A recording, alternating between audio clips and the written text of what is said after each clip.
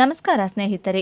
ದೇಶದ ಅತಿ ದೊಡ್ಡ ಟೆಲಿಕಾಂ ಕಂಪನಿಗಳಲ್ಲಿ ಒಂದಾದ BSNL ಸಿಮ್ ಕಾರ್ಡ್ ಬಳಕೆ ಮಾಡುತ್ತಿರುವ ದೇಶದ ಎಲ್ಲ ಜನಸಾಮಾನ್ಯರಿಗೆ ಇದೀಗ ಕೇಂದ್ರ ಸರ್ಕಾರದಿಂದ ಬಂಪರ್ ಗಿಫ್ಟ್ ನೀಡುವ ಮೂಲಕ ಸಿಮ್ ಕಾರ್ಡ್ ಬಳಕೆ ಮಾಡುವವರಿಗೆ ಸಿಹಿ ಸುದ್ದಿ ನೀಡಿದೆ. ಕಳೆದ ಕೆಲವು ವರ್ಷಗಳಿಂದ ಮೊಬೈಲ್ ಬಳಕೆ ಮಾಡುವವರ ಸಂಖ್ಯೆ ಹೆಚ್ಚಾಗುತ್ತಿದ್ದಂತೆ ಸಿಮ್ ಕಾರ್ಡ್ ಕೂಡ ಅತಿ ಹೆಚ್ಚಿನ ಪ್ರಮಾಣದಲ್ಲಿ ಬಳಕೆಯಾಗುತ್ತಿದೆ. ಕೆಲವೊಬ್ಬರು ಒಂದು ಮೊಬೈಲ್ಗೆ ಎರಡೆರಡು ಸಿಮ್ಗಳನ್ನು ಬಳಕೆ ಮಾಡುತ್ತಿದ್ದು, ಹೌದು, ನಾವು ಮೊಬೈಲ್ ಮೂಲಕ ಕರೆ ಮಾಡುವುದಾಗಲಿ ಅಥವಾ ಡೇಟಾ ಸೇರಿದಂತೆ SMS ಕಳುಹಿಸಲು ಕೂಡ ಸಿಮ್ ಕಾರ್ಡ್ ಅತಿ ಅವಶ್ಯಕವಾಗಿ ಬೇಕೇ ಬೇಕು. ಇದೀಗ ಈ ಸಿಮ್ ಕಾರ್ಡ್ಗೆ ಸಂಬಂಧಪಟ್ಟಂತೆ ಕೇಂದ್ರ ಸರ್ಕಾರವು ಬಂಪರ್ ಗುಡ್ ನ್ಯೂಸ್ ನೀಡಿದೆ. ಹಾಗಾದರೆ ಬನ್ನಿ, ಕೇಂದ್ರ ಸರ್ಕಾರ ನೀಡಿರುವ ಗುಡ್ ನ್ಯೂಸ್ ಏನು ಎಂಬುದರ ಕುರಿತು ಕಂಪ್ಲೀಟ್ ಮಾಹಿತಿ ಈ ವಿಡಿಯೋದಲ್ಲಿ ನೋಡೋಣ. ಸರ್ಕಾರಿ ದೂರಸಂಪರ್ಕ ಕಂಪನಿಯಾಗಿರುವ BSNL ಬಳಕೆದಾರರು ಹಲವು ದಿನಗಳಿಂದ 4G ಮತ್ತು 5G ಇಂಟರ್ನೆಟ್ ಸೇವೆಗಳ ಬಳಕೆಗಾಗಿ ಕಾಯುತ್ತಿದ್ದಾರೆ. 4G ನೆಟ್ವರ್ಕ್ ಆಗಿ ಕಾಯುತ್ತಿದ್ದ ಕೋಟ್ಯಾಂತರ BSNL ಬಳಕೆದಾರರಿಗೆ ಕೇಂದ್ರ ಸರ್ಕಾರ ಗುಡ್ ನ್ಯೂಸ್ ನೀಡಿದೆ. 4G ಮತ್ತು 5G ಸೇವೆಗಳನ್ನು ನೀಡುವ ನಿಟ್ಟಿನಲ್ಲಿ ಕೇಂದ್ರ ಸರ್ಕಾರವು ಅತ್ಯಂತ ವೇಗವಾಗಿ ಕೆಲಸ ಮಾಡುತ್ತಿದೆ. ದೇಶದಲ್ಲಿ ಎಲ್ಲ ಭಾಗದಲ್ಲಿಯೂ 4G ಮೊಬೈಲ್ ಟವರ್ ಅಳವಡಿಕೆಯಲ್ಲಿ ಕೇಂದ್ರ ಅತ್ಯಂತ ಕ್ಷಿಪ್ರವಾಗಿ ಕಾರ್ಯನಿರ್ವಹಿಸುತ್ತಿದೆ. ಸರ್ಕಾರವು ತನ್ನ ಗುರಿಗೆ ಅತ್ಯಂತ ಸಮೀಪದಲ್ಲಿದೆ. ಈ ಎಲ್ಲ ಬೆಳವಣಿಗೆ ನಡುವೆ ಕೋಟ್ಯಾಂತರ BSNL ಬಳಕೆದಾರರಿಗೆ ಕೇಂದ್ರ ಸಂವಹನ ಸಚಿವ ಜ್ಯೋತಿರಾದಿತ್ಯ ಸಿಂಧಿಯಾ ಸಿಹಿ ಸುದ್ದಿಯೊಂದನ್ನು ನೀಡಿದ್ದಾರೆ. ಈ ಹಿಂದೆ ಕೇಂದ್ರ ಸರ್ಕಾರ 2024ರ ದೀಪಾವಳಿ ವೇಳೆಗೆ 4G ಸೇವೆಯನ್ನು ನೀಡುವುದಾಗಿ ಘೋಷಣೆ ಮಾಡಿಕೊಂಡಿತ್ತು. ಆದರೆ ಕಾರಣಾಂತರಗಳಿಂದ 4G ಮೊಬೈಲ್ ಟವರ್ ಅಳವಡಿಕೆ ಕಾರ್ಯ ನಿರ್ಧಾರವಾಗಿತ್ತು.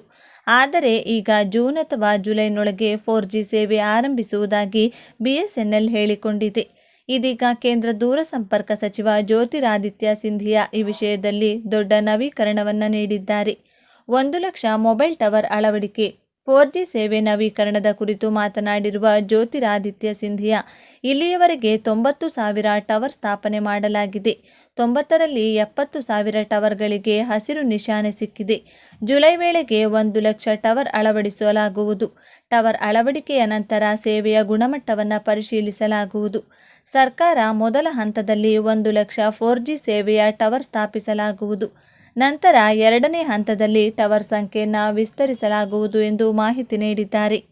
ಇದೇ ವೇಳೆ 5G ಸೇವೆಯ ಕುರಿತು ಮಾತನಾಡಿದ ಕೇಂದ್ರ ಸಚಿವರು, ಶೀಘ್ರದಲ್ಲಿಯೇ ಎಲ್ಲ 1 ಲಕ್ಷ ಮೊಬೈಲ್ ಟವರ್ಗಳು ಕಾರ್ಯನಿರ್ವಹಿಸಲು ಆರಂಭಿಸಲಿವೆ.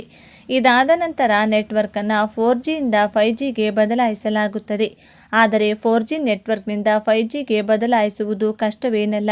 ದೇಶದಲ್ಲಿ BSNLನ 4G ಸೇವೆಗಳನ್ನು ಜಾರಿಗೆ ತರಲು ಸರ್ಕಾರ ತನ್ನದೇ ಆದ ಕೋರ್ ಮತ್ತು RAN ಅಭಿವೃದ್ಧಿಪಡಿಸಲಾಗಿದೆ.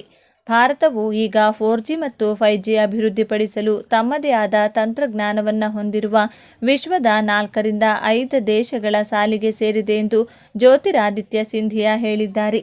ಗ್ರಾಹಕರನ್ನು ಕಳೆದುಕೊಳ್ಳುತ್ತಿರುವ BSNL ಟ್ರೈ ಬಿಡುಗಡೆ ಮಾಡಿದ ಇತ್ತೀಚಿನ ಮಾಹಿತಿಯ ಪ್ರಕಾರ BSNL ಮತ್ತೆ ಗ್ರಾಹಕರನ್ನು ಕಳೆದುಕೊಳ್ಳುತ್ತಿದೆ. ಜನವರಿಯಲ್ಲಿ 1.5 ಲಕ್ಷಕ್ಕೂ ಅಧಿಕ ಬಳಕೆದಾರರನ್ನು BSNL ಕಳೆದುಕೊಂಡಿದೆ. 2024ರ ಜುಲೈನಲ್ಲಿ ರಿಲಯನ್ಸ್, ಜಿಯೋ ಸೇರಿದಂತೆ 3 ಖಾಸಗಿ ಟೆಲಿಕಾಂ ಕಂಪನಿಗಳು ಟ್ಯಾರಿಫ್ ಹೆಚ್ಚಿಸಿಕೊಂಡಿದ್ದವು. ಬೆಲೆ ಏರಿಕೆಯಿಂದಾಗಿ ಲಕ್ಷಾಂತರ ಗ್ರಾಹಕರು MNP ವಿಧಾನದ ಮೂಲಕ BSNL ನೆಟ್ವರ್ಕ್ಗೆ ಬಂದಿದ್ದರು. ಜನವರಿಯಲ್ಲಿ BSNL ಹೊರತುಪಡಿಸಿ ವೊಡಾಫೋನ್ ಐಡಿಯಾ ಕೂಡ ಗ್ರಾಹಕರನ್ನು ಕಳೆದುಕೊಂಡಿದೆ. ಖಾಸಗಿ ಕಂಪನಿಗಳ ಪೈಕಿ ವೊಡಾಫೋನ್ ಐಡಿಯಾ ಅತಿ ಹೆಚ್ಚು ಬಳಕೆದಾರರನ್ನು ಕಳೆದುಕೊಂಡಿದೆ. ಎರಡನೇ ಅತಿ ದೊಡ್ಡ ಖಾಸಗಿ ಟೆಲಿಕಾಂ ಕಂಪನಿ ಏರ್ಟೆಲ್ ಮುಂಚೂಣಿಯಲ್ಲಿದ್ದು, ಜನವರಿಯಲ್ಲಿ ಕಂಪನಿಯು 16.5 ಲಕ್ಷ ಚಂದಾದಾರರನ್ನು ಸೇರಿಸಿಕೊಂಡಿದೆ. ಇದರ ನಂತರ ಜಿಯೋ ಸರದಿ ಬರುತ್ತದೆ. ಜಿಯೋ 6.86 ಲಕ್ಷ ಗ್ರಾಹಕರನ್ನು ಸೇರಿಸಿಕೊಂಡಿದೆ. ವೊಡಾಫೋನ್ ಐಡಿಯಾ ಮತ್ತು BSNL ಬಗ್ಗೆ ಮಾತನಾಡಿದರೆ, ವೊಡಾಫೋನ್ ಐಡಿಯಾದ 13.4 ಲಕ್ಷ ಗ್ರಾಹಕರು ಕಂಪನಿಯನ್ನು ತೊರೆದಿದ್ದಾರೆ.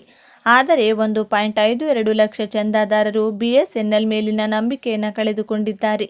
ಈ ಬಗ್ಗೆ ನೀವೇನಂತೀರಾ? ನೀವು ಯಾವ ಕಂಪನಿಯ ಸಿಮ್ ಕಾರ್ಡ್ ಬಳಕೆ ಮಾಡ್ತಿದ್ದೀರಿ ಎಂದು ತಪ್ಪದೇ ಕಮೆಂಟ್ ಬಾಕ್ಸ್ನಲ್ಲಿ ತಿಳಿಸಿ. ಧನ್ಯವಾದಗಳು.